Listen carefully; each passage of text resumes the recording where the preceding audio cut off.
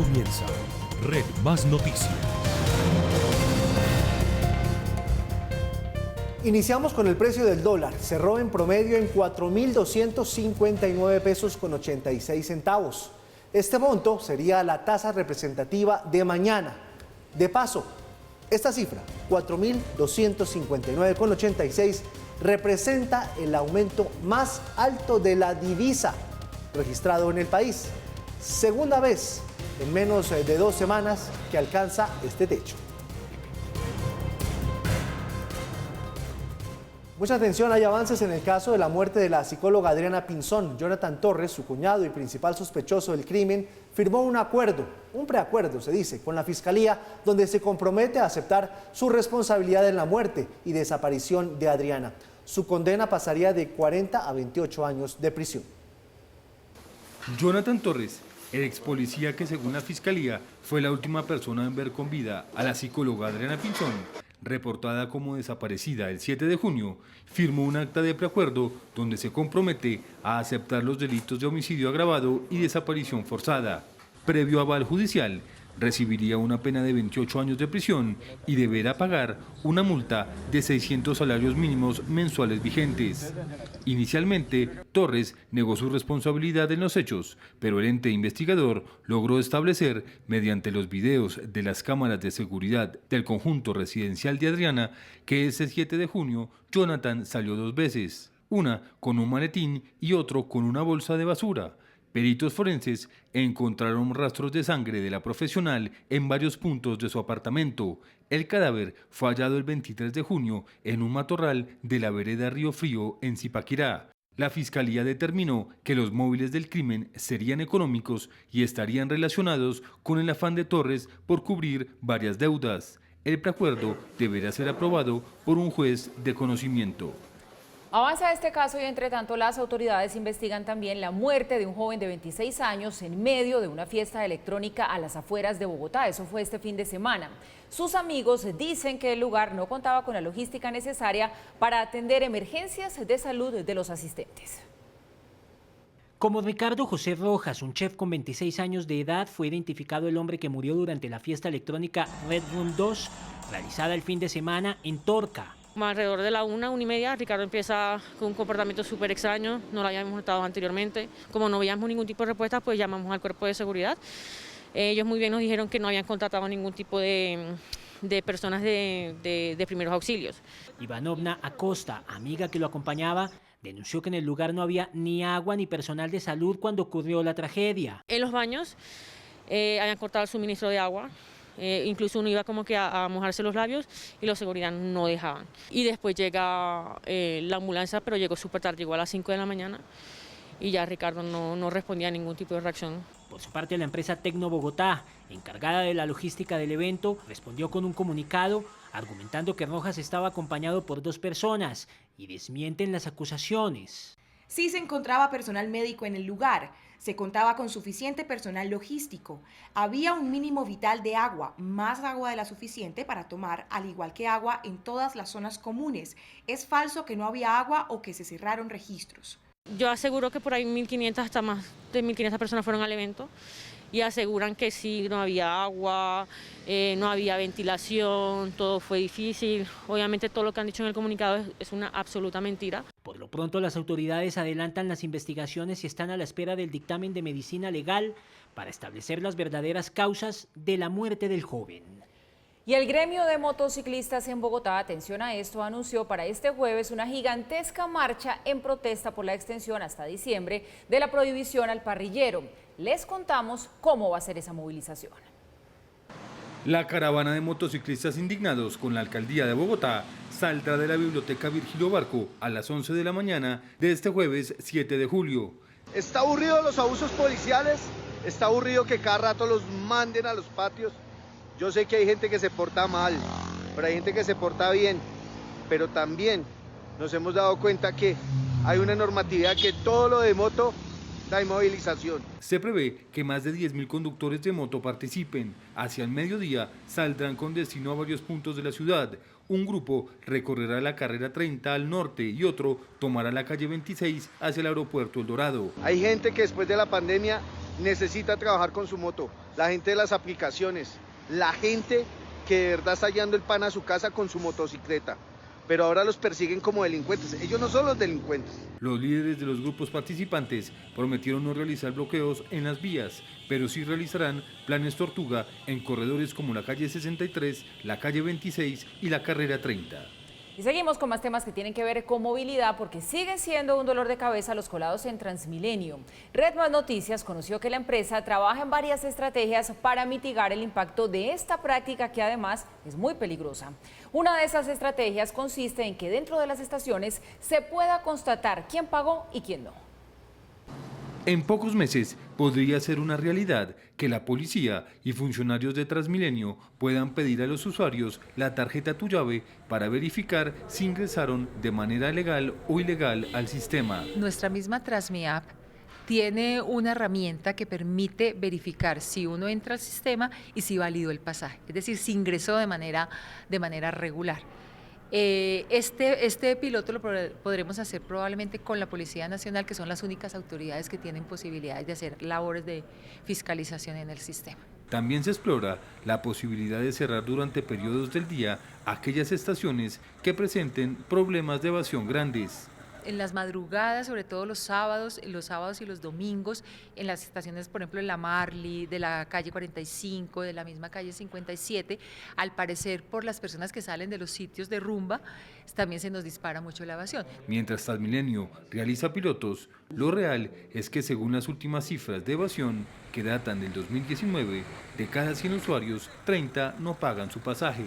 Se estaría hablando de 800.000 colados diariamente, porque teníamos, antes de la pandemia alcanzamos a llegar 2.700.000, después se llegó a 2.600.000, aquí se ha llegado a 1.700.000. La pregunta es, ¿dónde están esos 800.000 personas que estaban en el sistema, que están entrando pero que no están pagando? Según expertos en movilidad, la evasión, además de ser un problema ético, supone un problema financiero serio. Un cálculo de la veeduría distrital habla de 15.000 millones al mes. Es una cifra bastante fuerte, bastante escandalosa. Con este panorama, los que saben proponen otras salidas diferentes a las puertas y los torniquetes anticolados. Y estamos haciendo propuestas de diferentes sectores de cómo hacer un relanzamiento de Transmilenio, un relanzamiento con un programa de obras y proyectos que pueda ser percibido de una manera diferente por los bogotanos. Las propuestas fueron expuestas durante un foro en el Club El Nogal, organizado por Pro Bogotá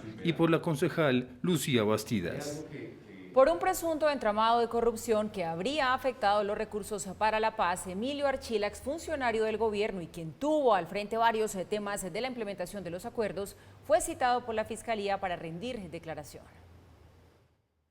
Emilio Archila, quien durante 3 años estuvo al frente de la implementación de los acuerdos por parte del gobierno Duque, fue citado este viernes 8 de julio para rendir declaración sobre las denuncias que él conocía de un presunto cobro de coimas para que los alcaldes de los municipios más afectados por la violencia obtuvieran recursos de los OCAT Paz.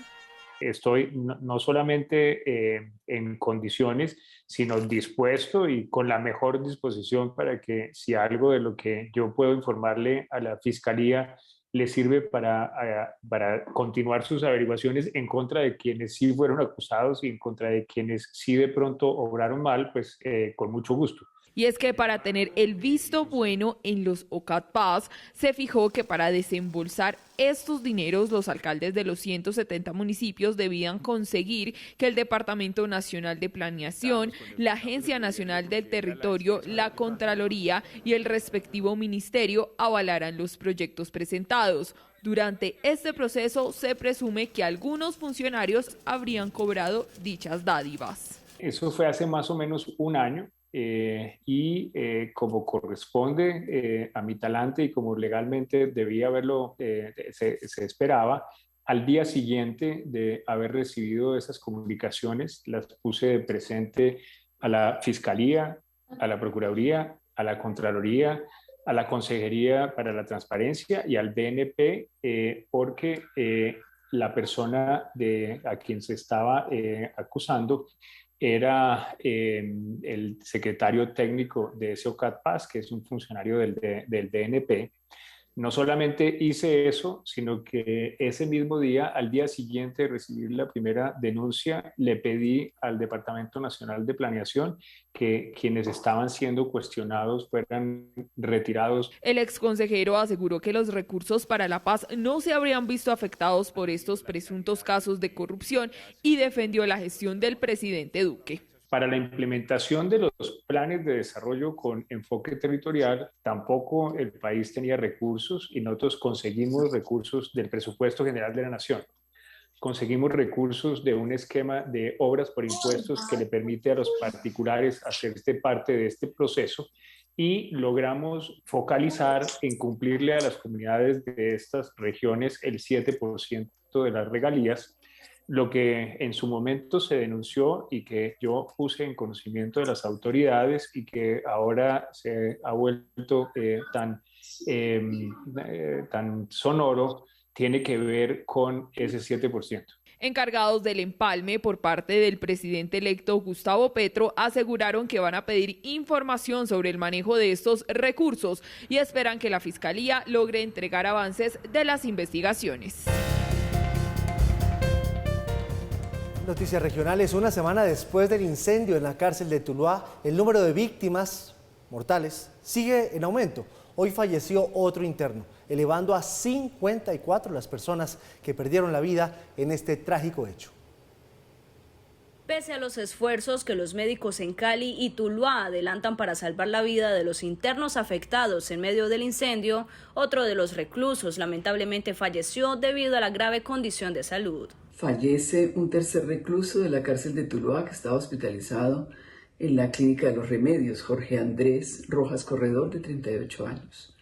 De las 27 personas que recibimos, 4 han sido dados de alta, 3 fallecieron. Por ahora, 21 personas privadas de la libertad permanecen siendo atendidas en varias clínicas del Valle. 10 siguen en unidades de cuidados intensivos en un estado crítico, 4 en unidad de quemados, 6 están en hospitalización en mejores condiciones. Seguimos haciendo esfuerzos por salvar sus vidas. Mientras el personal de la salud trata de salvar la vida de estos hombres, el ministro de Justicia ya le dio una respuesta a la solicitud del alcalde Jorge Iván Ospina para declarar una emergencia carcelaria. Que el alcalde de Cali siempre está fuera de base. Yo pienso que él tiene que leerse la ley 65 del 93 y Plan Nacional de Desarrollo. Está en mora.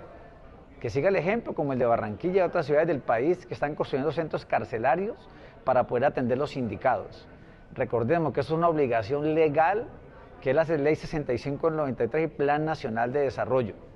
De modo que eso es lo que él tiene que hacer primero que todos. La reacción de Ospina no se hizo esperar y aseguró que esto es una crisis de nivel nacional. Ahora resulta que el ministro de Justicia, Wilson Ruiz, le quiere trasladar a los alcaldes la horripilante situación vivida en el sistema carcelario que tiene como reciente hecho la muerte de 53 internos en Tuluá. No, ministro, existe una crisis nacional carcelaria y debe asumirla.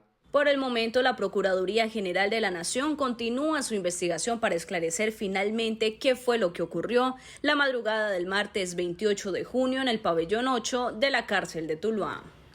Y se siguen robando la energía en el departamento del Atlántico. Esta vez en un municipio de Puerto Colombia fueron descubiertos 21 apartamentos con alteraciones. Por cuenta de los fraudes, la empresa prestadora del servicio reporta al año pérdidas que rondan los 780.000 millones de pesos. La problemática del robo de energía en la región Caribe sigue latente. La empresa Aire detectó que 21 apartamentos de 3 edificios ubicados en el barrio Villa Campestre, un exclusivo sector del municipio de Puerto Colombia, habían manipulado sus instalaciones eléctricas para alterar el consumo del servicio de energía, ocasionando millonarias pérdidas para la empresa. Quienes hurtan la energía nos afectan en el orden de los 2.000 millones de pesos diarios, 60.000 millones de pesos mensuales, que podría ser invertidos en más circuitos, más subestaciones y una mejor calidad del servicio. Según la empresa Aire, los clientes de los estratos 4 al 6 y de los sectores comerciales son los que más cometen defraudación de fluidos. 30% de la energía de los clientes que cometen el delito de defraudación se encuentran en estratos que perfectamente pueden pagar el servicio de energía eléctrica, pero que por voluntad propia no lo hacen. Todos estos casos son puestos en conocimiento de las autoridades y la empresa iniciará acciones legales contra los clientes por el delito de defraudación de fluidos. La compañía no va a desistir de identificarlos y actuar para que las autoridades los individualicen y se establezcan las sanciones correspondientes, que pueden ser hasta 6 años de cárcel y 150 millones en una sanción. Por la defraudación de fluidos, la empresa reporta al año pérdidas por el orden de los 780.000 millones de pesos, que corresponden a 25 millones de kilovatios hora al mes, afectando además la calidad de la prestación del servicio de energía. En el Valle del Cauca, dicen las autoridades que ya arrancó el 5º pico de COVID-19. Dicen los expertos en salud que es necesario volver al uso voluntario del tapabocas como medida de precaución. Advierten que el 50% de los pacientes que hoy están en la UCI no se vacunaron. Varios han sido los factores que han incrementado el número de casos de COVID-19 en Cali y el departamento, siendo la temporada de lluvias uno de ellos. El número de contagios ha ascendido en un 100% en tan solo 2 semanas, con más de 3.000 casos. Y hoy tengo 63 personas en UCI.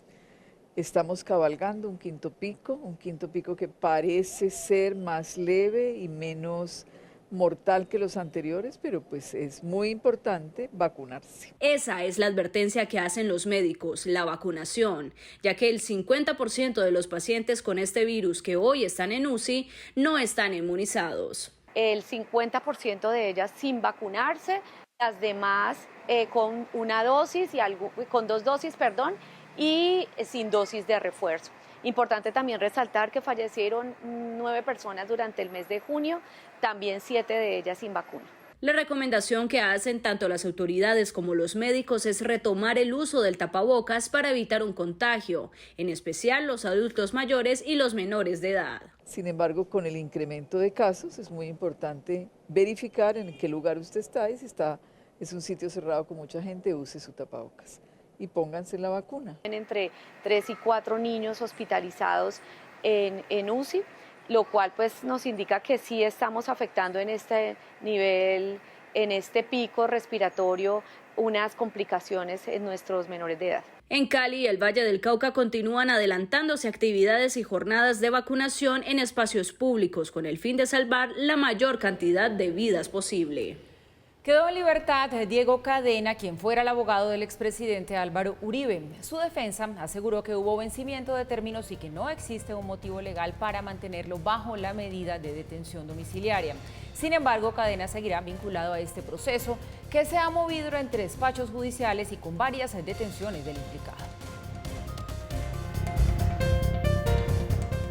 Regresamos y hablamos ahora de la muy movida política. Pese a haber anunciado que asumiría su curul en el Senado, el ex candidato presidencial Rodolfo Hernández se retractó en las últimas horas y aseguró que todavía no ha definido su futuro, pues reconoce que no tiene experiencia como legislador.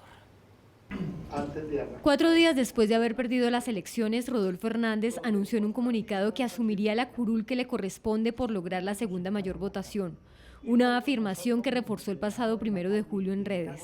Yo ya sembré la semilla con el apoyo también de ustedes, pero ya les toca a ustedes seguir. Yo ya me dedicaré ahora en el Senado el tiempo que me toque. Hay unos me dicen que me presente para esto, para lo otro, vamos a mirar qué pasa. No obstante, en las últimas horas se retractó y aseguró que todavía está pensando si finalmente se posesionará como congresista. Yo no tengo experiencia, lo tengo que decir, a mí no me gusta aparentar lo que no soy, no tengo esa experiencia, no tengo esas vivencias, pero voy a aprobar. La encrucijada del ingeniero estaría en que para solicitar la personería jurídica de su partido tendría que declararse en oposición al gobierno de Petro. Hernández anunció que esta semana definirá si finalmente asumirá la curul en el Senado. Parecería que ya está tomando forma la posibilidad de retomar diálogos de paz, esta vez con el ELN, en cabeza del presidente Gustavo Petro por parte del gobierno. Él dice, presidente electo, que sí, pero siempre y cuando haya cese al fuego bilateral por parte de esa guerrilla y también por parte del Estado. Los expertos dicen que para que exista luz verde, ese grupo deberá acatar las nuevas condiciones. Porque dicen los expertos, o se hace la paz con Gustavo Petro o difícilmente sería la paz con ese grupo.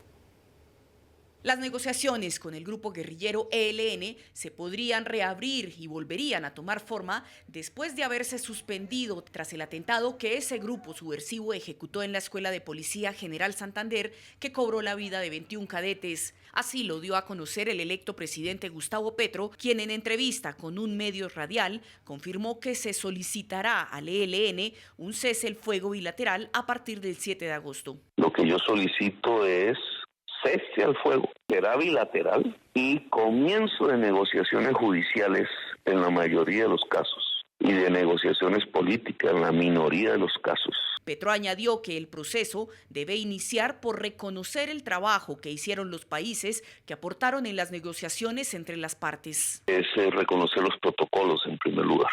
Los protocolos es lo que permite, digamos, que los países que estaban ayudando en esa negociación lo vuelvan a hacer, se pueda instalar de nuevo la mesa. Y es que después del trabajo que facilitadores como Álvaro Leiva adelantara entre el gobierno de Santos y el ELN, expertos en conflicto ya proyectan que este nuevo intento podría ser el inicio de unos diálogos permanentes y constantes. Esos dos gestos, más el del cese bilateral, sin duda fortalecen la confianza.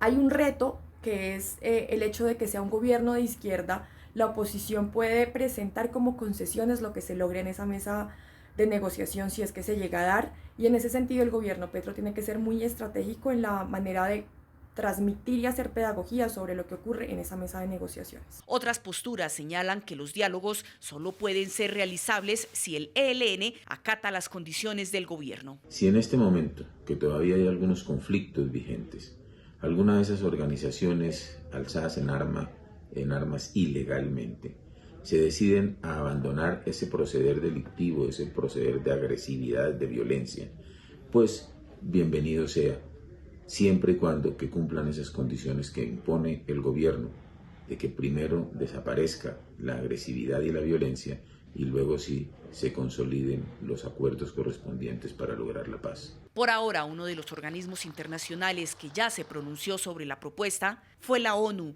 quien dijo que los cese el fuego traen consigo reducción de la violencia.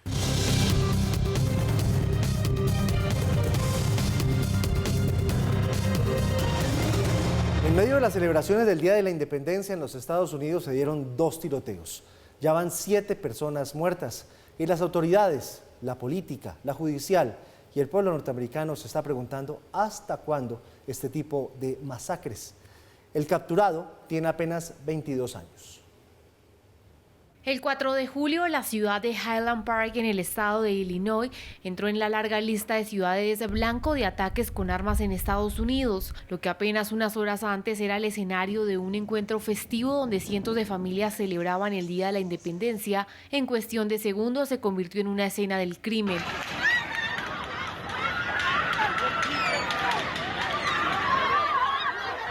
Según autoridades, a las 5 de la tarde, un joven conocido como Robert Crimo se subió al techo de una tienda de la zona con un fusil tipo AR-15 y disparó 70 veces a la multitud.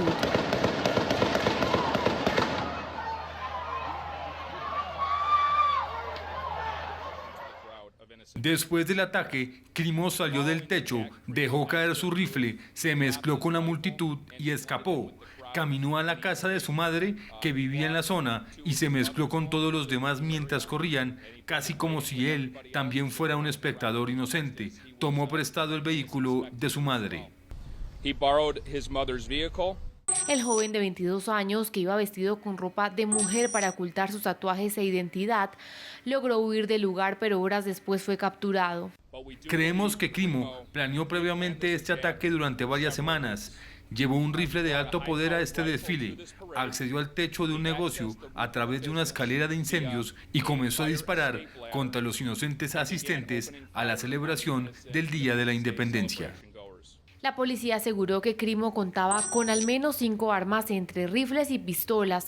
Algunas las había comprado de forma legal durante el 2020, mientras que otras las tomó de la casa de su padre. Aunque no cuenta con antecedentes judiciales, en abril de 2019 se habría intentado quitar la vida y meses después la policía recibió un llamado porque amenazaba con matar a sus familiares con una colección de 16 cuchillos.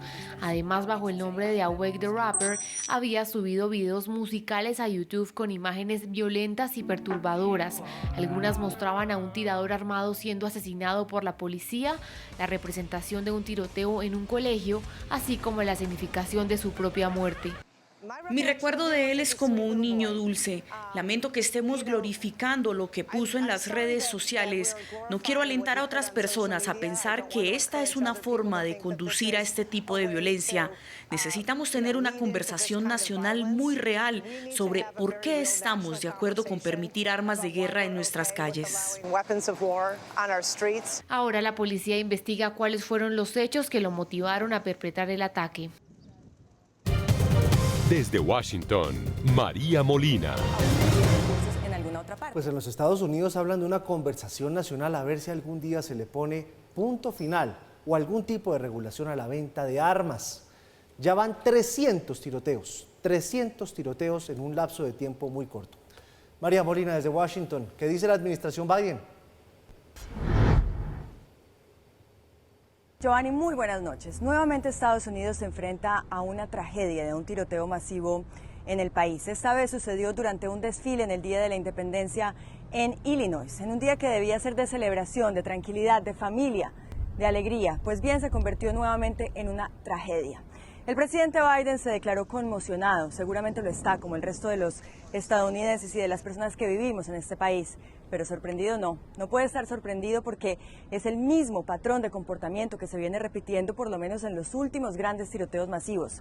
Un joven de tan solo 22 años, con problemas mentales, que a través de redes sociales ya había manifestado tener problemas turbios, pensamientos turbios, trastornos, y que finalmente pudo acceder legalmente a un arma, y no a cualquier arma, a un rifle que normalmente se utilizaría en una guerra. Este hombre de tan solo 22 años pudo acabar con la vida de 6 personas, no solamente de ellas, sino de todas sus familias y de todos sus allegados. Y pudo acceder fácilmente a las armas por un motivo, y es que en Estados Unidos se protege la segunda enmienda, que es el derecho de las personas en este país a la defensa, a portar las armas. Y ese finalmente es el debate, porque cuando se creó la segunda enmienda, pues las armas eran diferentes, no eran estos rifles de guerra que se están utilizando en este momento en los tiroteos. Y además el hecho de que se proteja el derecho por constitución de portar armas no quiere decir que no se debería restringir el acceso a ellas a algunas personas y que no debería haber más control. Por eso, hace poco el Congreso finalmente y el Senado pudieron pasar una ley que fue la más avanzada en los últimos 30 años y que sin embargo todavía no es del todo restrictiva, que permite que por lo menos a las personas menores de 21 años se les mire un poquito por qué están comprando esas armas y que también a aquellas personas que puedan suponer un riesgo para la sociedad, como por ejemplo a los maltratadores, se les pueda restringir el derecho a las armas. Lo cierto es que en este momento nuevamente en Estados Unidos, mientras aquí en Washington se debate este tema de las armas, unas familias están llorando a sus seres queridos. Las banderas están ondeando a media asta. Los medios de comunicación hoy están hablando de Illinois, así como hace unos días estaban hablando de Uvalde y antes de Buffalo y antes de muchas otras ciudades donde había pasado. Pero la solución todavía no ha llegado y eso es lo que la sociedad está esperando. Y es que hay diferentes formas en que la gente cree que se puede solucionar esto, los congresistas. Hay quienes piensan, en general los republicanos, que la solución pasa por tener más seguridad y más protección a los problemas mentales, enfrentar mejor los problemas mentales. Y hay quienes creen que en cambio tiene que haber mucha más restricción a la hora de acceder a las armas. Mientras todo esto sucede, pues una nueva tragedia en Estados Unidos. 6 personas fallecieron en el Día de la Independencia en un desfile, donde solamente debería haber felicidad, pero lo que hay es luto. Es toda la información, Giovanni. Mañana nos volvemos a ver desde Washington. María, gracias. Le recibo yo y ya usted lo decía, la solución todavía no ha llegado. Esta noche hablamos también de los aliados de la OTAN que firmaron los protocolos de adhesión de Suecia y Finlandia, superando el bloqueo que imponía Turquía para el ingreso de ambos países a la alianza. La medida aumenta aún más el aislamiento estratégico de Rusia, que actualmente ataca con fuerza al este de Ucrania. Suecia y Finlandia cada vez están más cerca de entrar a la OTAN. Después de enviar la invitación oficial, las 30 naciones miembros de la alianza firmaron los protocolos de adhesión y ahora tendrán que obtener aprobación parlamentaria en cada país. Este es un día histórico para Finlandia, para Suecia, para la OTAN y para la seguridad euroatlántica. Entre tanto, en Ucrania, luego de que las fuerzas rusas tomaran el control sobre la región oriental de Lugansk, ahora centran sus esfuerzos en conquistar zonas de la vecina región de Donetsk que aún está en manos de los ucranianos. La operación militar especial continuará hasta que se completen las tareas establecidas por el comandante en jefe supremo. El presidente ucraniano Volodymyr Zelensky, por su lado, aseguró que cree que Bielorrusia, un aliado de Moscú, no será arrastrada hacia la guerra. Una declaración que se da luego de que el presidente bielorruso Alexander Lukashenko amenazara con tomar represalias tras afirmar que fuerzas ucranianas enviaron misiles contra su país. El presidente chileno Gabriel Boric recibió el borrador de la nueva constitución que ahora será sometida a plebiscito en septiembre. Esta Carta Magna declara a Chile un Estado social y de derecho y cuenta con importantes cambios en materia política y también social. Luego de un año de negociaciones e intensos debates, los 154 miembros de la Convención Constitucional de Chile entregaron a Gabriel Boric su propuesta final de nueva constitución. Inmediatamente el mandatario firmó un decreto que convoca un plebiscito con voto obligatorio el 4 de septiembre y que consultará a más de 15 millones de chilenos si aprueba o rechaza la nueva Carta Magna. El texto, que cuenta con 178 páginas y 388 artículos, plantea significativos cambios para el país. La nueva Carta Magna describe a Chile como un Estado social y democrático de derecho que debe proveer bienes y servicios para asegurar los derechos de las personas. En uno de los puntos más importantes, el nuevo proyecto define también a Chile como un Estado plurinacional e intercultural, reconociendo 11 pueblos y naciones de grupos originarios e indígenas, quienes también deberán ser consultados en aspectos que afecten sus derechos. La propuesta recién escrita establece el agua como un bien inapropiable, que su acceso es un derecho humano. Además, crea la Agencia Nacional de Aguas, que busca promover el uso sostenible del recurso. El documento define además a Chile como una democracia paritaria que propone que las mujeres deben participar con igualdad de oportunidades en la vida nacional y ordena tomar medidas para alcanzar la igualdad sustantiva y la paridad. El sistema político del país también enfrentaría un importante giro al reducir a 30 la edad mínima para postularse a la presidencia. Además, aunque el periodo presidencial se mantiene en 4 años, se autoriza la reelección consecutiva por una vez. En cuanto al legislativo, el nuevo texto crearía 2 cámaras de poder, Congreso de Diputados para la formación de leyes y una Cámara de las Regiones, acotadas las leyes de acuerdo regional. Y nos quedamos en América Latina. El presidente de Ecuador, Guillermo Lasso, aceptó la renuncia de 3 de sus ministros solo días después de que terminara el paro nacional. Se trata de los funcionarios de las carteras de Economía, Salud y Transporte, así como Educación. La renuncia se da en medio de una crisis política tras el paro del movimiento indígena en contra de las políticas del gobierno, por lo que al parecer el mandatario estaría buscando renovar su gabinete ante el descontento de varios sectores en el país. El próximo jueves se instalará una mesa técnica en la que los líderes de las manifestaciones y también representantes del gobierno definirán la hoja de ruta de los diálogos. Y en Reino Unido, el primer ministro Boris Johnson también se enfrenta a una nueva crisis política. 3 de sus ministros más cercanos, entre ellos el de Salud, Economía y Relaciones Exteriores, renunciaron en las últimas horas tras asegurar que el mandatario no cumple los estándares de conducta y competencia requeridos para el cargo en medio de una serie de escándalos. El más reciente involucra a uno de sus exministros que fue denunciado por acoso sexual. Denuncias que fueron informadas en persona a Johnson, quien no tomó ninguna medida. Bueno, lo que les puedo decir es que si miro el trasfondo de esto y por qué lo lamento tanto, es que hace unos 3 años hubo una denuncia contra Chris Pincher en el Foreign Office. La denuncia fue aclarada, se disculpó, me informaron de lo que había pasado y si pudiera devolver el tiempo otra vez, lo pensaría y reconocería que no iba a aprender una lección, no iba a cambiar y me arrepiento de eso. La costa de México se encuentra en alerta ante la llegada del huracán Bonnie, que en las últimas horas se intensificó a categoría 3. A pesar de estar alejándose de territorio mexicano, según autoridades, el ciclón tropical provocará lluvias muy intensas en varios estados del país como Colima, Guerrero, Jalisco y Michoacán. Por ahora se desplaza hacia el oeste a 26 kilómetros por hora, con vientos máximos sostenidos de 165 kilómetros por hora. Se trata del tercer huracán de la temporada del 2022 en el Pacífico mexicano. Y en Italia, entre tanto, continúan las labores de búsqueda de los excursionistas desaparecidos tras la avalancha en los Alpes. Al menos 5 personas siguen desaparecidas tras el desprendimiento de un enorme trozo del glaciar el pasado domingo, que ya deja al menos 7 muertos. Expertos aseguran que el raro alud está relacionado con el cambio climático y el aumento de la temperatura global. En las últimas horas, autoridades italianas declararon el estado de emergencia en el norte de Italia, donde al menos 5 regiones se enfrentan la peor sequía en 70 años debido a una inusual ola de calor. Un hecho que ha causado que en varias ciudades como Verona se limite el uso de agua potable. El petróleo de referencia Brent se negocia en promedio en $102.77 el barril. La libra café colombiano cerró en Nueva York a $2.24. El índice MSCI Colcap se redujo 1,79% a 1.333 unidades. La tasa representativa del mercado para mañana es de 4.259 pesos con 86 centavos. El euro se negocia en 4.366 pesos con 44 centavos. La cifra es el 70% que se redujo el uso de bolsas plásticas por el impuesto en los puntos de pago o establecimientos.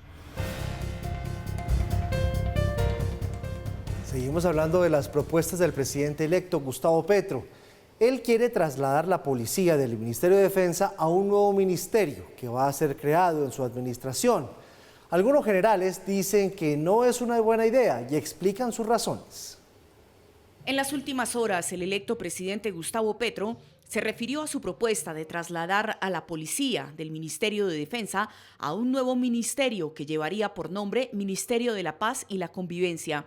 Al respecto, Petro indicó que la policía, como cuerpo civil armado, deberá estar a diario conviviendo con la sociedad en los barrios y en las universidades, teniendo como prioridad la solución pacífica de conflictos. La postura del futuro presidente provocó la reacción de algunos policías retirados, quienes señalaron no estar de acuerdo con la decisión. Es una estrategia un poco arriesgada y no conveniente en estos momentos. Es bueno hacer claridad que la policía depende del ministro de la Defensa, no del Ministerio de la Defensa. Y la misma historia ha demostrado y ha contado a lo largo de los años los altibajos y los problemas que ha debido enfrentar la institución Policía Nacional por los cambios de dependencia. Mientras tanto, otros oficiales en retiro indicaron que a la policía se le ha manoseado históricamente en varias ocasiones y que bajo la dirección que está en este momento se encuentra bien liderada. La Policía Nacional de Colombia es una institución que tiene 130 años de existencia. Nació en el Ministerio de Gobierno. Ahí muy pronto se politizó y se presentó la necesidad de descontaminarla de la política pasándola al Ministerio de Guerra de la época. Así sucedió en 8 ocasiones. Iba y venía de un ministerio a otro y siempre cuando llegó a gobierno se politizó. Los altos oficiales hicieron recomendaciones al electo presidente en caso que decida hacer los cambios programados. Yo recomendaría que estas decisiones sean bien sopesadas, sean bien debatidas. Qué bueno que nos pudiésemos reunir para mirar los diferentes enfoques. El debate que el señor presidente electo ha invitado a hacer en el Congreso es un debate que debe ser muy serio, muy responsable, para que se tome la mejor decisión y que termine fortaleciendo a la policía. Petro indicó que en su gobierno la institución tendrá que tener un carácter civil y no militar. También ha recalcado en diversas ocasiones que en el caso del ESMAD, este escuadrón debería ofrecer un aporte a la disolución de conflictos de manera pacífica. Y hay expectativa sobre el futuro de la empresa colombo-venezolana Monómeros, las semillas, el campo, porque el presidente electo Gustavo Petro dice que ya habló con Nicolás Maduro sobre este tema. Prácticamente volvería a control del régimen parte de esa empresa y no de Juan Guaidó como está hoy. Todos sabemos que el presidente electo pues simplemente no reconoce a Juan Guaidó.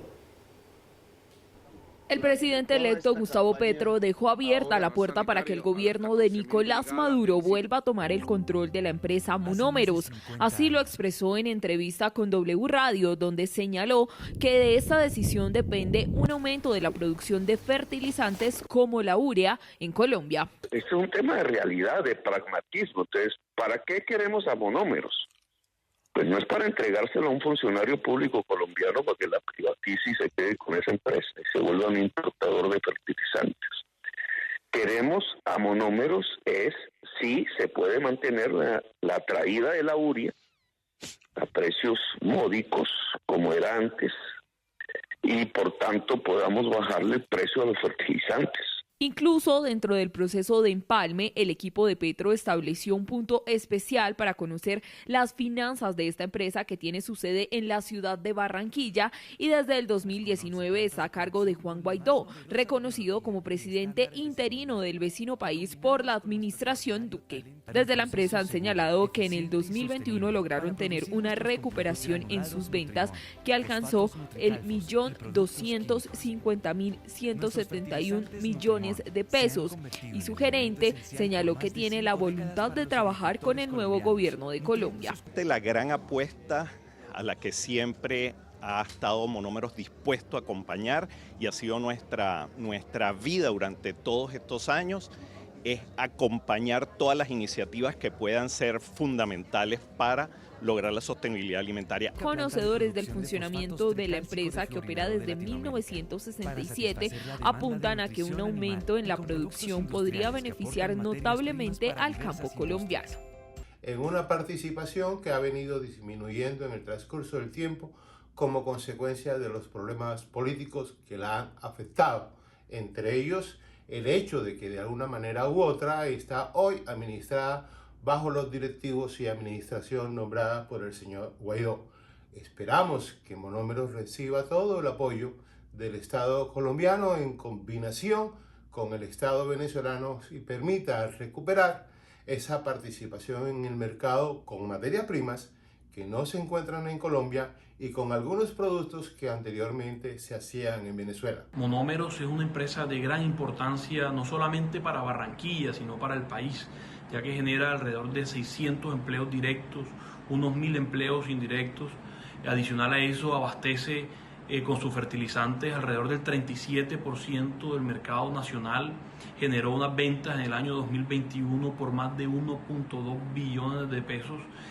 Adicional también a esto, es una empresa que diseña y fabrica sus fertilizantes conociendo el suelo local, haciendo que los cultivos sean cada vez más productivos. El pasado 27 de junio, Monómeros recuperó la licencia con Estados Unidos para hacer transacciones, que estará vigente hasta junio del 2023, y en septiembre del año pasado fue intervenida por el gobierno colombiano, que argumentó en su momento que estaba en riesgo de insolvencia. Monómeros, una papa caliente en la relación entre Colombia y Venezuela desde hace ya varios años, pero fuera de eso, una papa caliente en medio de este empalme por las diferencias de enfoque que tienen el gobierno entrante de Gustavo Petro y el gobierno saliente de Iván Duque sobre el tema de la empresa y sobre las relaciones con Venezuela. Ustedes vean en la nota el recuento. En el año 2019, el gobierno colombiano, en cabeza del presidente Iván Duque, decidió entregar el control de Monómeros a Juan Guaidó, reconocido como presidente por parte del gobierno colombiano. Por lo tanto, no era absurdo que se le entregara en la medida en que Monómeros, devolvámonos un pasito, es una empresa de Pequivén, la petroquímica venezolana, y por lo tanto, pues el que esté en la cabeza del gobierno de Venezuela debería ser el que estuviera controlando a Monómeros. Una vez reconocido Juan Guaidó, pues Juan Guaidó se quedó con el control, o el gobierno de Juan Guaidó se quedó con el control de Monómeros. El problema serio tiene que ver con que el gobierno entrante, el gobierno de Gustavo Petro, tiene dos intenciones que riñen con ese propósito. La primera intención, generar en Colombia un gran desarrollo del sector agropecuario, generar en la medida de lo posible autosuficiencia alimentaria e incluso se ha llegado a hablar de soberanía alimentaria. Vamos a ver si se llega a tanto como para decir que produciríamos todos los alimentos que se necesitaran dentro del país, o por lo menos una buena parte. Y en el peor de los casos, un gran impulso al sector agropecuario. Ese gran impulso requiere fertilizantes y fertilizantes a buenos precios. Y ustedes han visto cómo en este noticiero hemos registrado que la guerra, la invasión más bien de Rusia a Ucrania, ha disparado los precios internacionales de los fertilizantes. Qué bueno que tenemos a Monómeros, que provee el 40% de los fertilizantes nacionales. Lo que pasa es que viene de tumbo en tumbo, con problemas productivos, con problemas administrativos, al punto que ha tenido que ser intervenida por las mismas autoridades colombianas. Ya empezó a enderezar el caminado, pero en ese momento aparece la intención de Gustavo Petro de decir: hay que recuperar a Monómeros, darle una buena gerencia y que nos abastezca a nosotros de los fertilizantes que necesitamos. Y para eso, dice Gustavo Petro, lo mejor es devolverlo a Nicolás Maduro, no al gobierno de Juan Guaidó, sino al gobierno de Nicolás Maduro. Y ahí vienen dos grandes preguntas. La primera, ¿el gobierno de Nicolás Maduro sí se ha caracterizado por tener la idoneidad gerencial para sacar adelante una empresa? Pues a juzgar por lo que hizo con la industria petrolera venezolana, no parece que haya mayor idoneidad desde el punto de vista gerencial. Creo yo que sería un paso hacia atrás, o por lo menos un signo de interrogación acerca del futuro de Monómeros. Pero la segunda la veíamos al final de la nota que registrábamos. El gobierno de Estados Unidos le ha dado hasta junio del año entrante una licencia a Monómeros para poder transar internacionalmente en términos financieros con distintos bancos, entidades financieras, etcétera. De lo contrario, no podría hacerlo por el bloqueo que hay a Venezuela. ¿Será que si vuelve a manos de Nicolás Maduro se extendería esa licencia? Yo francamente no lo creo. La noticia es la inflación en nuestro país. Sigue siendo muy alta. En mayo fue de 0.51%. ¿Eso qué quiere decir? Que en los últimos 12 meses llegó a un punto de 9.67%. Esto lo dice el DANE. Esta es la más alta en los últimos 22 años. Este dato que incide con algunas de las proyecciones de los analistas y explicarían la decisión del Banco de la República de aumentar las tasas de interés para tratar de controlarla. En lo corrido del año, durante los últimos 12 meses, los alimentos siguen siendo lo que más presiona el alza en la inflación. Estamos hablando de productos como la carne de res, el pollo, la leche, el arroz, el azúcar. Son los que más subieron en el mes de junio, así como el transporte, que comienza a pesar más por el aumento de los combustibles y también de los pasajes. Y otra noticia que tampoco es buena: el dólar cerró en promedio en 4.259 pesos con 86 centavos. Otra vez vuelve a ser la cifra más alta histórica de la divisa en Colombia en menos de 2 semanas. Este valor representa un aumento de más de 60 pesos frente a la tasa representativa con la que inició esta semana. El panorama local no ayuda mucho y el panorama internacional mucho menos.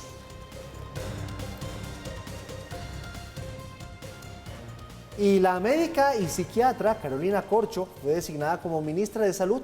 Se trata de la primera mujer que asumirá esta cartera y que además ha sido cuestionada por algunos sectores por su propuesta de eliminar la intermediación de las EPS.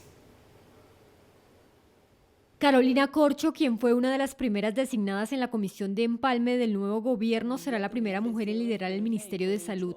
La antioqueña de 39 años, que fue vicepresidenta de la Federación Médica de Colombia, llega a esa cartera con la principal tarea de reformar el sistema de salud.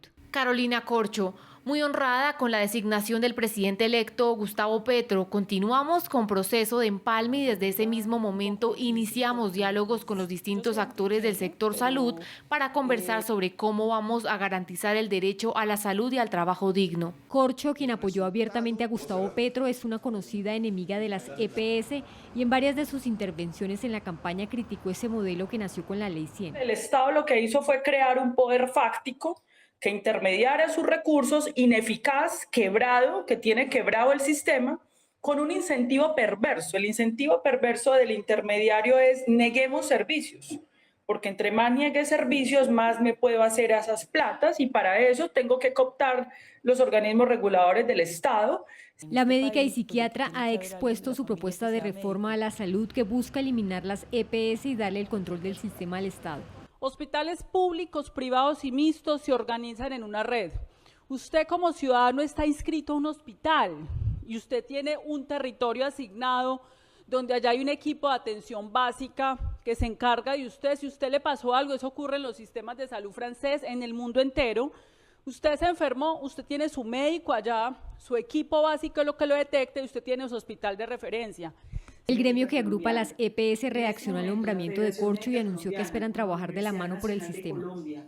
La invitamos a seguir construyendo sobre lo construido en este sistema, en donde las EPS han aportado de manera fundamental algunos de los principales logros que tenemos, como la cobertura casi universal, como uno de los planes de beneficios más amplios de toda la región y uno de los menores gastos de bolsillo para la población. La asociación, que reúne algunas clínicas y hospitales del país, saludó la designación de Corcho y aseguran que esperan hacer parte de la mesa de concertación. Estamos seguros que con ese diálogo permanente de todos los actores podremos llegar a una muy buena hoja de ruta que permita solucionar problemas estructurales y coyunturales al sistema de salud en Colombia. Otros gremios del sector salud también se pronunciaron. Sabemos de la trayectoria de la doctora Corcho, quien ha trabajado desde hace mucho tiempo en pro de los derechos de los pacientes y del personal de salud. Ha generado en miles de pacientes en Colombia una esperanza. Ella ha anunciado cambios estructurales en el sistema de salud y sobre todo poner en cintura a las EPS. Corcho ha estado inmersa en polémicas por sus opiniones sobre la pandemia del COVID-19. Incluso ha sido acusada de difundir información falsa, como cuando dijo que Estados Unidos había excluido a Colombia del suministro de vacunas por un tema electoral, o cuando aseguró que el país tendría el 70% de su población vacunada hasta el 2023. La doctora Corcho generaba comentarios de medias verdades, mentiras absolutas, tergiversadas lo que está ocurriendo en el mundo. Incluso llegó a señalar que el gobierno colombiano, que el ministro de Salud, que es un ministro estrella, no podía cumplir con ese programa del Plan Nacional de Vacunación. Corcho también ha discutido públicamente con el exministro de Salud, Alejandro Gaviria, quien hoy también hace parte del equipo de empalme de Gustavo Petro. Pero hoy se conocieron otros nombramientos, Paula, no solamente la ministra Corcho, sino 3 más. Bueno, una de ellas ya se había conocido el fin de semana. Mujeres en el gabinete del presidente Petro.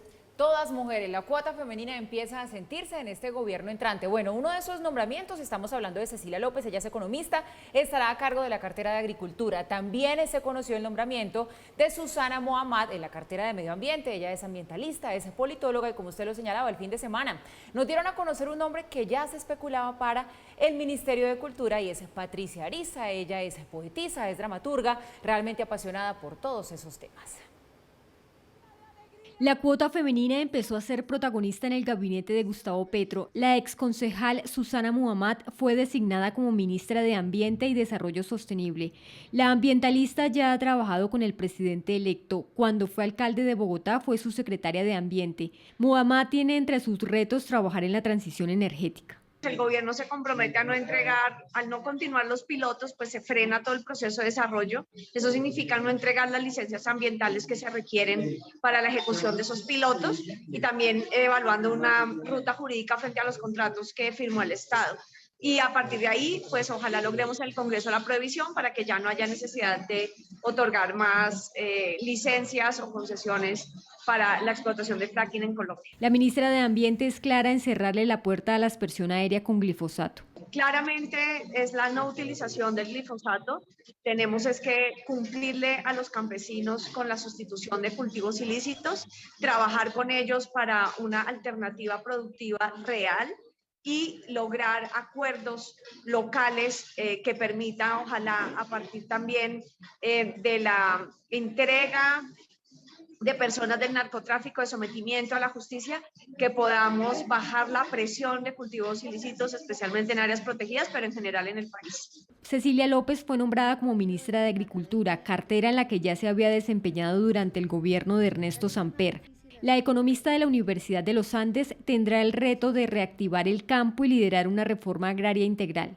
Señor presidente electo Gustavo Petro, me honra profundamente su encargo para dirigir uno de los grandes pilares de su propuesta, el campo colombiano. Mil gracias por su confianza en mí y le reitero mi inquebrantable compromiso con usted, nuestra Colombia y su maravillosa gente.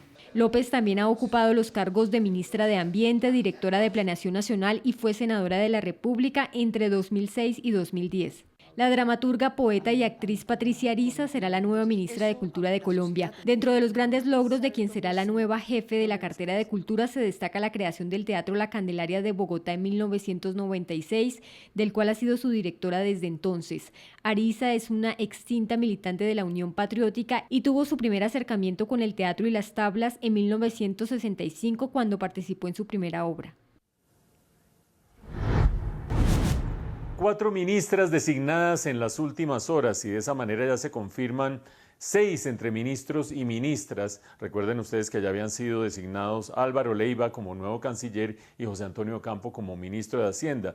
De estas 4 ministras, 2 mayores de 70 años, con lo cual si agregamos a Álvaro Leiva y a José Antonio Ocampo, la veteranía, el conocimiento, la experiencia van dominando por ahora en el gabinete. Por supuesto, Susana Muhammad es bastante joven y Carolina Corcho es joven también y eso compensa un poco las figuras de mayor edad.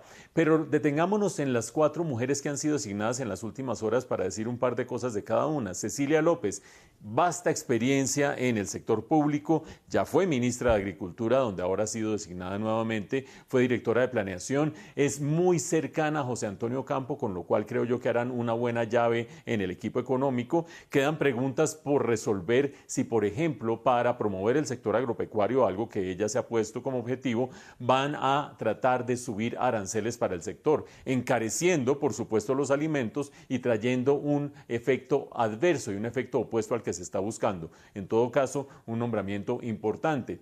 Después viene el caso de Carolina Corcho, ustedes ya lo han visto, que ha sido el más polémico de todos en la cartera de salud. ¿Por qué? Por sus pronunciamientos previos, no solamente por el manejo que se le dio a la pandemia, porque estaba en contra de la reapertura de la economía gradualmente cuando se empezó a diluir la cuarentena, pero también porque ha tenido enfrentamientos en concreto con Alejandro Gaviria alrededor de hechos que, según Alejandro Gaviria, ella ha argumentado como ciertos y que no son ciertos. ¿Por qué es relevante Alejandro Gaviria? Pues por ser su antecesor en la cartera de salud, pero sobre todo porque podría ser su compañero de gabinete. ¿Qué pasaría en una reunión del gabinete cuando se han echado tantas pullas de lado y lado y cuando ella ha criticado tanto la gestión de Gaviria en el caso del Ministerio de la Salud? Para no dejar de lado el tema de las EPS que las tiene entre ceja y ceja la nueva ministra de Salud.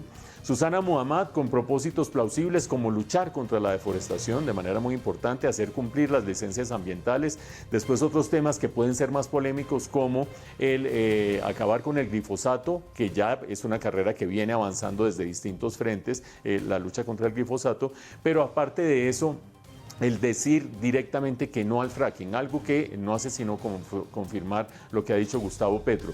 Pero también aquí puede haber potencial de conflicto en otro frente, porque Susana Muhammad ha dicho y no buscar más gas, porque buscar más gas puede traer más problemas que beneficios. El mismo día en que el ministro de Hacienda ha dicho, el próximo ministro de Hacienda, José Antonio Ocampo, ha dicho es necesario seguir explorando para encontrar gas, porque muchas familias dependen del gas en Colombia y no podemos pagar precios internacionales. Ahí habrá conflicto. Y Patricia Ariza, toda una figura legendaria de las tablas en Colombia, un eje, uno de los 2 ejes del Teatro de la Candelaria, dramaturga, directora, actriz, figura importantísima. Dicen los que saben que está echada muy hacia la izquierda, pero bueno, en este gobierno esto por supuesto que es parte de la esencia del gobierno, pero le recordaron una foto que sacó en redes sociales protestando con un cartel que decía a mí no me protege la policía, a mí me protegen la minga y la primera línea. Bueno, empiezan los debates también en ese campo de la ideología.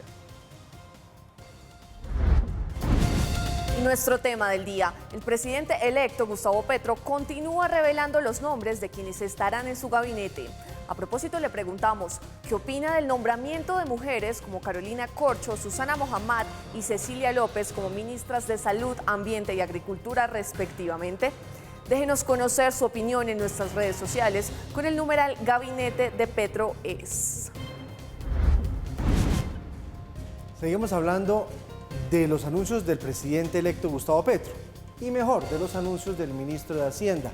del doctor Ocampo, porque ya dio pinceladas concretas de cómo va a ser esa reforma tributaria que van a presentar el próximo 7 de agosto. Sí, señor. Explicámosla, ¿le parece, Paula? Vamos a desmenuzarla de a poquito porque, como usted lo señalaba, han dicho que el texto lo están preparando desde ya y que si el 7 de agosto está listo, ese mismo día después de la posesión, pues lo van a presentar al Congreso. Primer punto que contemplaría esta reforma tributaria: quienes ganen más de 10 millones de pesos pagarán renta. Punto fundamental de esta reforma va a ser este impuesto a la renta, porque lo que están buscando es que las personas naturales que ganan más pues empiecen a aportar y se aumente esa base tributaria. Lo han recomendado incluso, Giovanni, organismos internacionales. Vamos con el segundo punto, se los vamos a mostrar. Quien tenga ingresos de más de 36 millones de pesos anuales, es decir, 3 millones de pesos mensuales, debe declarar renta. Así de claro, quien gane más de 3 millones mensuales debe declarar. Una cosa es declarar, esto no significa que deba pagar, pero sí declararla.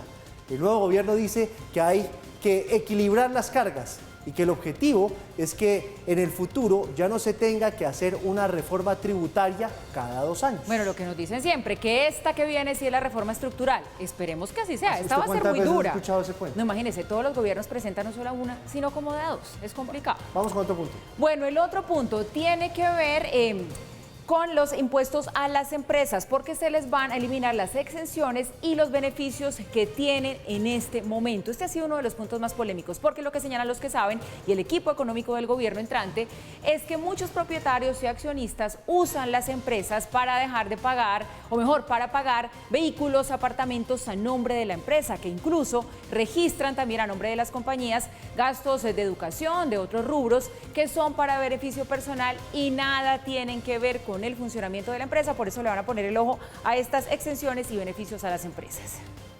Otro punto tiene que ver con el impuesto al patrimonio, que va a comenzar a aplicar a personas naturales que tengan como un patrimonio líquido al menos 1.000 millones de pesos en adelante. La base para cobrar el impuesto al patrimonio es de 1.000 millones de pesos. El gobierno de Gustavo Petro sostiene que si se identifican los activos que tienen las personas naturales que son considerados de medianos y altos ingresos, seguramente se va a llegar a un número mayor de contribuyentes para ese impuesto. Bueno, los dividendos, otro punto importante que también contempla esta reforma. ¿Qué se ha dicho hasta ahora? Se analizará un impuesto a esos dividendos considerados altos. Ese es el otro objetivo de esta propuesta: promover que las utilidades se queden en la empresa y se genere mayor valor agregado. Dicen que sería un impuesto progresivo en el que a mayor utilidad por repartir también sería mayor ese impuesto a pagar. ¿Sabe qué va a pasar con las pensiones altas? ¿También las van a grabar? Por supuesto que las van a grabar. Ese es otro punto que genera controversia. Y es que en el pasado se ha intentado introducir en reformas tributarias el de gravar las pensiones más altas. Pues bueno, esta vez se plantea por fin un impuesto a las pensiones altas de más de 10 millones de pesos. Eso es lo que dice la propuesta. Se calcula que serían algo más de 25.000 personas. Lo habían intentado en el pasado, pero no se había podido. Dice el ministro Ocampo que esta vez sí o sí eso va. Bueno, y le hablo ahora de un viejo conocido, el impuesto al 4 por mil, porque ese se queda dentro de ese proyecto que piensa pasar este nuevo gobierno. Ese impuesto del 4 por mil se piensa mantener. El argumento es que no hay cómo reemplazarlo y además no afecta a la población más vulnerable. Sin embargo, sí va a afectar en buena parte a la clase media. Vamos ahora a hablar de la transición energética, porque también va a haber una revisión de los contratos petroleros. Es esto, se van a revisar 180 contratos petroleros. Aunque el nuevo ministro dijo que habrá una transición en esta materia, también dejó claro que se revisarán estos contratos, los 180 que están vigentes. Dice José Antonio Ocampo que hay que mirar si se necesita esa exploración o no, y cuántos de esos contratos representan autosuficiencia por un periodo importante, además de revisar los ingresos por exportaciones. No se trata de dejar de explorar, eso no es de inmediato, por supuesto que no, porque esa no es una opción en este momento, y en eso pues ha sido claro el ministro de Hacienda que llega.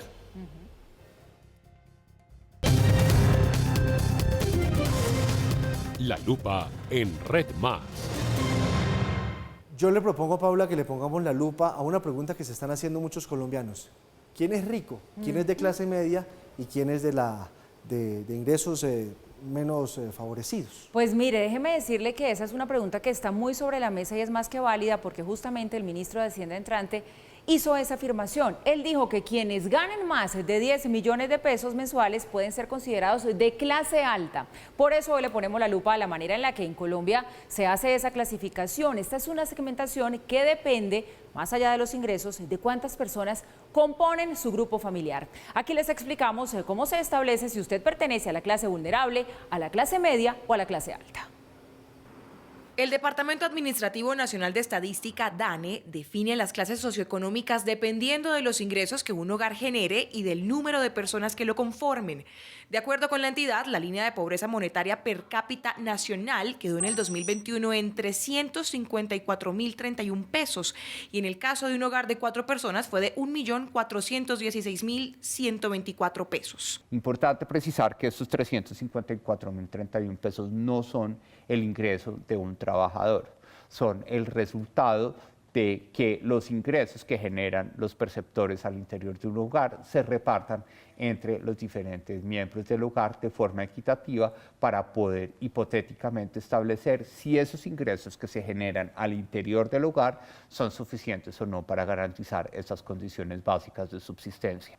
Dicho esto, para estar catalogado dentro de una clase social u otra, en Colombia se tienen los siguientes umbrales. Los pobres tienen un ingreso per cápita inferior a 354.031 pesos mensuales. Los vulnerables tienen un ingreso per cápita entre 354.031 pesos y 690.524 pesos mensuales. La clase media está compuesta por quienes tienen un ingreso per cápita entre 690.524 pesos y 3.718.204 pesos al mes.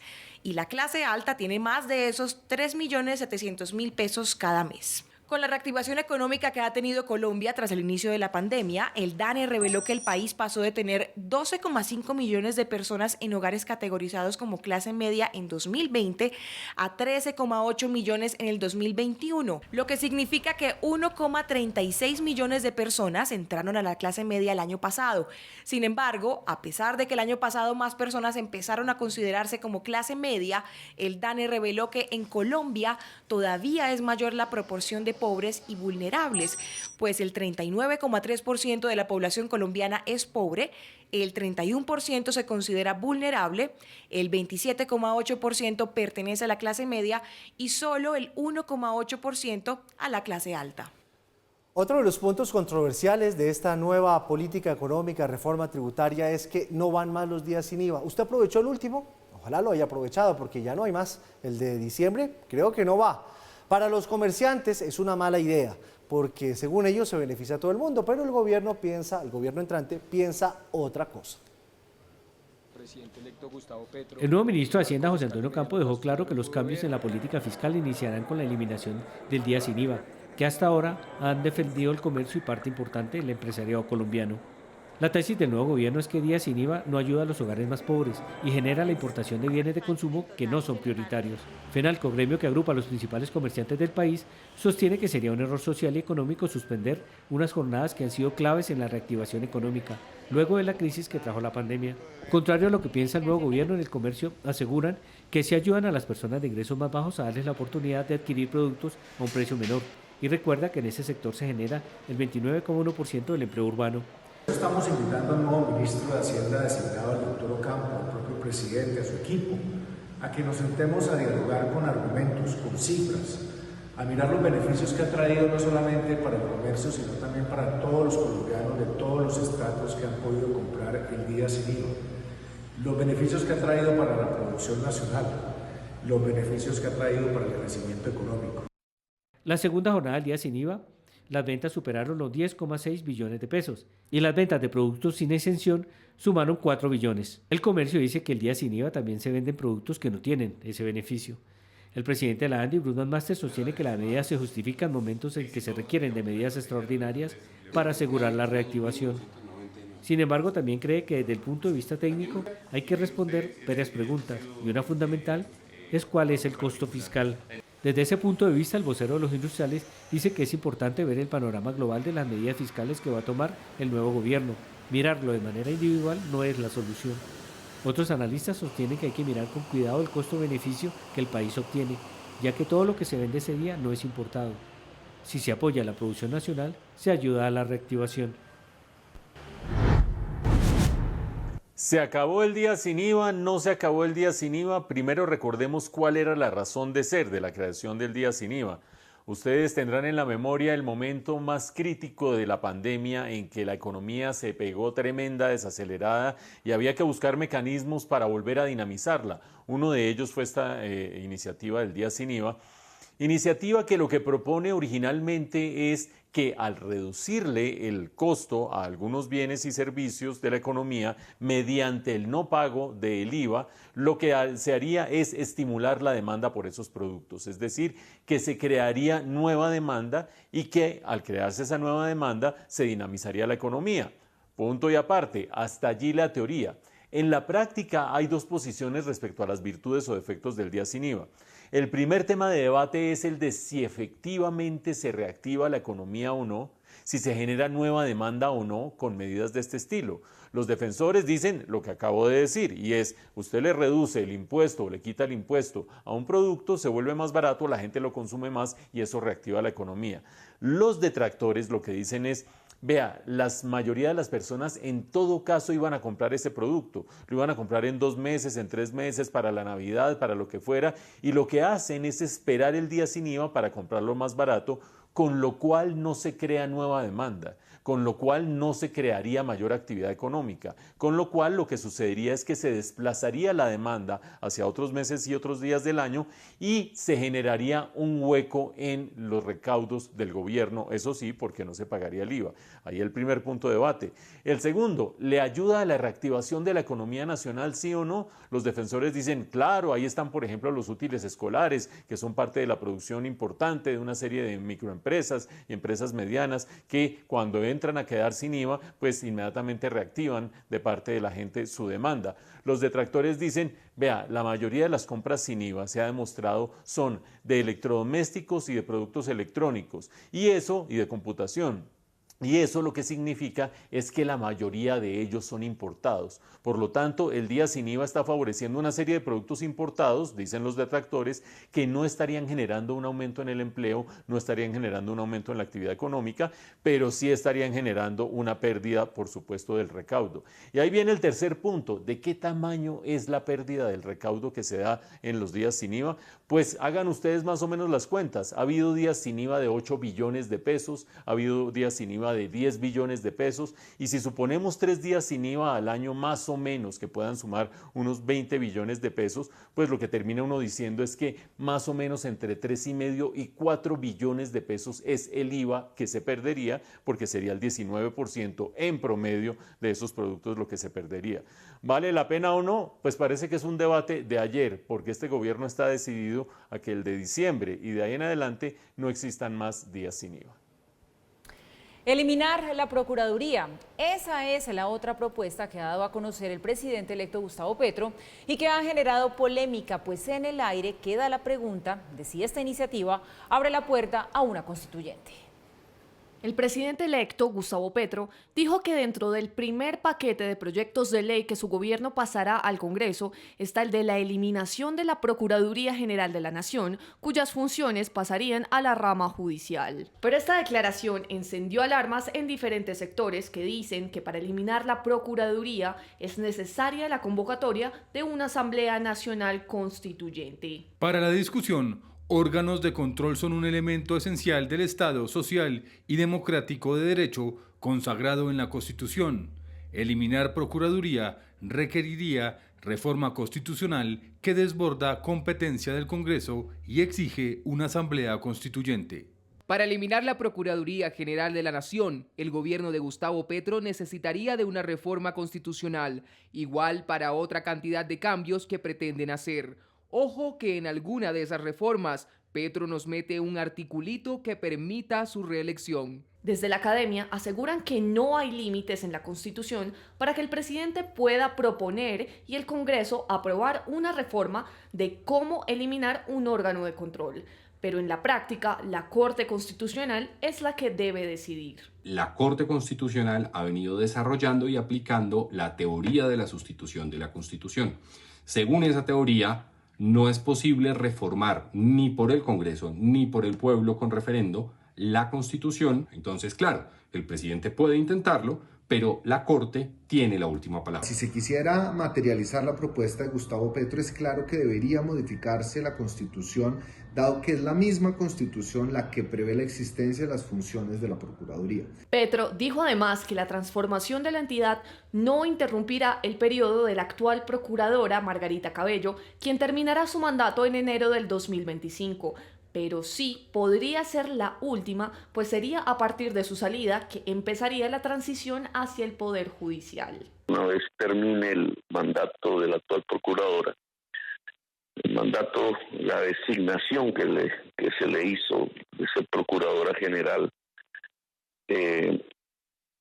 empiece la transición hacia que la Procuraduría pase a fortalecer el Poder Judicial de Colombia en su ámbito investigativo y centrado en la persecución de la corrupción. La Procuraduría cuenta hoy con 4.300 empleados de planta, sin contar los contratistas. También es una transición, ojo, no se trata de echar a la calle a los miles de empleados de la Procuraduría que tienen unas experiencias investigativas ligadas en su mayoría pues a ejes jurídicos del derecho disciplinario. Se trata es de que se convierta en la gran fiscalía anticorrupción. Quienes están de acuerdo con la propuesta de Petro hacen críticas asegurando que los órganos de control son instituciones utilizadas con fines políticos y en las cuales terminan trabajando recomendados y amigos de los dirigentes de turno. La verdad, si Gustavo Petro quiere acabar con la Procuraduría, lo acompaño en esa decisión. Solo le sirve a los políticos que la llenan de amigos. La Procuraduría también se ha visto empañada por escándalos de clientelización. A pesar de haber aumentado su presupuesto y su planta en los últimos días, sus esfuerzos para investigar posibles irregularidades disciplinarias cometidas por funcionarios del gobierno han sido tímidas. En contraste, están quienes cuestionan que este es el camino para empezar a abolir las instituciones y dar paso al totalitarismo. Petro anuncia que acabará con la Procuraduría. Empezó a eliminar las entidades que le pueden cerrar el paso ante el totalitarismo. El presidente electo ha sido uno de los afectados con decisiones de la Procuraduría cuando lo inhabilitó y lo sacó provisionalmente de la alcaldía de Bogotá. Ahí está la propuesta del presidente electo Gustavo Petro de acabar con la Procuraduría o, en el mejor de los casos, reformarla sustancialmente y recortar sustancialmente sus funciones. Y el principal temor que genera en buena parte de la opinión pública es: se abre por allí la puerta a una reforma constitucional, y la puerta a una reforma constitucional puede llevar a lo que sea. Puede ser una caja de Pandora que puede tener adentro lo que ustedes quieran, incluida la posibilidad de una reelección, como lo decía alguna de las personas que opinaba en nuestra nota sobre el famoso articulito. Pues bien, antes de revisar esa posición, la pregunta obvia es: ¿tiene sentido o no acabar con la Procuraduría? La Procuraduría General de la Nación es un animal muy raro en la institucionalidad de países similares a Colombia. Muchos países carecen de algo parecido a la Procuraduría por una sencilla razón: porque parece haber duplicidad de funciones. Que la Procuraduría lo que hace es vigilar y sancionar a funcionarios públicos que incurran en distintas faltas. Pues hay quienes dicen: vea, para eso existe el control interno de las entidades, existe la Contraloría si es que la falta tiene dimensiones fiscales, o existe la Fiscalía si es que la falta tiene dimensiones penales. No se requiere la Procuraduría para hacer algo que se pueda hacer por esas tres vías. Pero el otro gran objetivo de la Procuraduría: promover y defender los derechos humanos y el interés público. Inmediatamente salen los expertos que dicen: ¿y la Defensoría del Pueblo qué? La Defensoría del Pueblo puede defender los derechos humanos, defender el interés público, defender el propósito público. Por lo tanto, una vez más, redundancia y duplicidad de funciones. Allí es donde entra el debate conceptual a decir: bueno, y si verdaderamente se puede eliminar la Procuraduría, ¿por qué más está sucediendo? Porque Gustavo Petro se está vengando de que en algún momento el procurador Alejandro Ordóñez lo destituyó y lo sancionó. Pues probablemente sí, probablemente eso esté en el pasado, pero a partir de allí se generó también una sentencia, una decisión de la Corte Interamericana de Derechos Humanos que le pide a Colombia modificar los alcances de su Procuraduría para que no pueda sancionar ni terminar destituyendo funcionarios sin previa decisión judicial. Eso por lo menos sí habrá que hacerlo. No sé si de allí acabar la Procuraduría, porque ahí viene la cereza del postre. La Procuraduría y su reglamentación tienen un alcance constitucional. Modificarla o desaparecerla requiere una reforma constitucional y ahí todo el mundo pone el grito en el cielo. Todo el mundo se asusta y todo el mundo empieza a hablar de la posibilidad de que se meta en esa caja de Pandora cualquier clase de monstruos. Creo que no son temores infundados.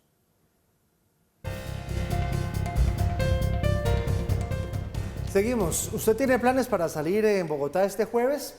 Ponga atención a la siguiente información que le vamos a dar, porque este jueves, es decir, pasado mañana, el gremio de los motociclistas en Bogotá va a hacer una gigantesca marcha en protesta por la extensión hasta diciembre de la prohibición a la circulación del parrillero en moto. En la siguiente nota le vamos a contar cómo va a ser la movilización ese día. No va a haber bloqueos, dicen los moteros, pero sí plan tortuga. La caravana de motociclistas indignados con la alcaldía de Bogotá saldrá de la biblioteca Virgilio Barco a las 11 de la mañana de este jueves 7 de julio. Está aburrido los abusos policiales, está aburrido que cada rato los manden a los patios. Yo sé que hay gente que se porta mal, pero hay gente que se porta bien, pero también nos hemos dado cuenta que hay una normatividad que todo lo de moto da inmovilización. Se prevé que más de 10.000 conductores de moto participen. Hacia el mediodía saldrán con destino a varios puntos de la ciudad. Un grupo recorrerá la carrera 30 al norte y otro tomará la calle 26 hacia el aeropuerto El Dorado. Hay gente que después de la pandemia necesita trabajar con su moto, la gente de las aplicaciones, la gente que de verdad está llevando el pan a su casa con su motocicleta. Pero ahora los persiguen como delincuentes. Ellos no son los delincuentes. Los líderes de los grupos participantes prometieron no realizar bloqueos en las vías, pero sí realizarán planes tortuga en corredores como la calle 63, la calle 26 y la carrera 30. Hay avances en el caso de la muerte de la psicóloga Adriana Pinzón. Jonathan Torres, su cuñado y principal sospechoso de este crimen, suscribió un acta de preacuerdo con la Fiscalía donde se compromete a aceptar su responsabilidad en esta muerte y en la desaparición, además de Adriana, pero también asegura que hay otros implicados en este crimen. Con el preacuerdo, su condena pasaría de 40 a 28 años de prisión. Jonathan Torres, el ex policía que según la Fiscalía fue la última persona en ver con vida a la psicóloga Adriana Pinzón, reportada como desaparecida el 7 de junio, firmó un acta de preacuerdo donde se compromete a aceptar los delitos de homicidio agravado y desaparición forzada. Previo aval judicial, recibiría una pena de 28 años de prisión y deberá pagar una multa de 600 salarios mínimos mensuales vigentes. Inicialmente, Torres negó su responsabilidad en los hechos, pero el ente investigador logró establecer, mediante los videos de las cámaras de seguridad del conjunto residencial de Adriana, que ese 7 de junio Jonathan salió 2 veces, una con un maletín y otro con una bolsa de basura. Peritos forenses encontraron rastros de sangre de la profesional en varios puntos de su apartamento. El cadáver fue hallado el 23 de junio en un matorral de la vereda Río Frío en Zipaquirá. La Fiscalía determinó que los móviles del crimen serían económicos y estarían relacionados con el afán de Torres por cubrir varias deudas. El preacuerdo deberá ser aprobado por un juez de conocimiento. Un delicado caso se registró este fin de semana. La policía, la fiscalía investiga la muerte de un joven chef en una fiesta de música electrónica muy cerca de Bogotá. Las autoridades están a la espera del dictamen de medicina legal. Los amigos del joven dicen que en el lugar donde se presentó su deceso no había instrumentos para poder atender emergencias. Quien organiza el evento dice que esto no es cierto. Aquí les tenemos la historia. Como Ricardo José Rojas, un chef con 26 años de edad, fue identificado el hombre que murió durante la fiesta electrónica Red Room 2, realizada el fin de semana en Torca. Alrededor de la 1:30, Ricardo empieza con un comportamiento súper extraño, no lo habíamos notado anteriormente. Como no veíamos ningún tipo de respuesta, pues llamamos al cuerpo de seguridad. Ellos muy bien nos dijeron que no habían contratado ningún tipo de personas de primeros auxilios. Ivanovna Acosta, amiga que lo acompañaba, Denunció que en el lugar no había ni agua ni personal de salud cuando ocurrió la tragedia. En los baños habían cortado el suministro de agua. Incluso uno iba como que a mojarse los labios y los seguridad no dejaban. Y después llega la ambulancia, pero llegó súper tarde, llegó a las 5 de la mañana y ya Ricardo no respondía a ningún tipo de reacción. Por su parte, la empresa Tecno Bogotá, encargada de la logística del evento, respondió con un comunicado argumentando que Rojas estaba acompañado por 2 personas y desmienten las acusaciones. Sí se encontraba personal médico en el lugar, se contaba con suficiente personal logístico, había un mínimo vital de agua, más agua de la suficiente para tomar, al igual que agua en todas las zonas comunes. Es falso que no había agua o que se cerraron registros. Yo aseguro que por ahí 1.500 hasta más de 1.500 personas fueron al evento y aseguran que sí, no había agua, no había ventilación, todo fue difícil. Obviamente todo lo que han dicho en el comunicado es una absoluta mentira. Por lo pronto, las autoridades adelantan las investigaciones y están a la espera del dictamen de medicina legal para establecer las verdaderas causas de la muerte del joven. Vamos con nuestra pregunta del día, sus opiniones en Twitter. Numerar el gabinete de Petro es, ¿qué dicen nuestros televidentes? RG nos dice, solo hay que leer los tweets de la Corcho sobre la pandemia para saber el desastre que se viene en el tema de salud. Se refiere nuestro televidente y tuitero a la doctora Carolina Corcho, designada en el Ministerio de Salud. Victoria Margarita Sánchez dice, excelente que nombre mujeres de tantos quilates. Esperamos lo mejor de sus labores. @RedMásNoticias para que nos sigan dejando sus opiniones. Bueno, Giovanni, estamos en nuestros segundos finales de esta emisión y le tengo una noticia al cierre que podríamos decir es interesante. ¿Cómo le parece que en el Reino Unido empezaron a vender ya la pastilla que quita el guayabo? No le creo. ¿Y cómo se llama? ¿Usted se imagina ¿es esta lo que que me está puede mostrando? ser eso? Sí, señora, ahí la tenía. Un nombre rarísimo. Miracle, pero promete curar la resaca. Sería la primera pastilla en la historia en lograr algo así para que los dolores de cabeza, bueno, todo ese malestar que uno siente después de una buena noche de rumba, pues se quede en el pasado. Aquí están los amigos camarógrafos aplaudiendo. Todos están tomando lo están nota. buscando ya en Amazon. Esperen un momentico. Oiga, esperen. qué peligro. Pero es que lo que dice esta pastilla es que podría descomponer hasta el 70% del alcohol pasado Dale. 60 minutos si usted se toma 2 Tomen pastillitas nota. de estas 1 hora antes de empezar a tomar traguito. $35 la cajita de 30. Uy, no sé, yo hasta no ver, no creer. No, y a usted no le interesan esas cosas, usted es deportista. Yo solo le contaba por cultura general, porque Sí, hay cosas claro, que que usted uno nunca tiene sufre que de saber guayabo, en ¿no? la vida. Nunca le da un guayabo, gracias a Dios. ¿no? Con cuidado, precaución. Por ahora es una noticia de cierre, no más. Hasta mañana, nos vemos a las 6 en punto de la mañana. Chao, descanse.